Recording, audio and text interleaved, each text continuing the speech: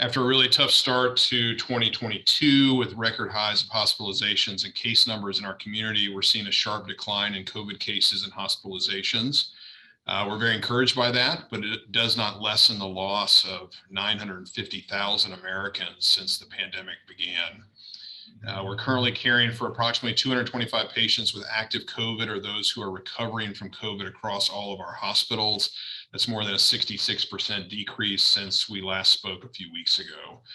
The vast majority of patients that we have in the hospital are unvaccinated or under-vaccinated, meaning they've not yet received a booster and they are eligible for it.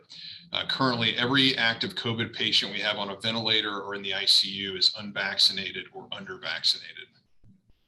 The percentage of tests that are positive in our system over a rolling 7 days are now in the single digits across all of our markets, with a low of 7% in our greater Charlotte market. Just to remind everyone, just a few weeks ago, we were talking about positivity rates in our COVID tests of almost 50%. We're hopeful this improvement should translate to fewer and fewer hospitalizations in the weeks ahead, which is great news, and we're already beginning to see that.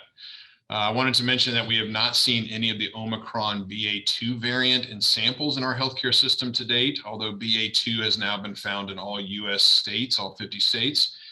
We continue to monitor for that. The BA.2 variant is more contagious and perhaps causes more severe clinical disease in patients, but to date, it's not been a significant issue in the United States. We continue to monitor other parts of the world that have a higher percentage of this variant to learn lessons about how the pandemic could change here because of it. COVID vaccines continue to hold up pretty well against Omicron BA.2 variant, which is good news as well.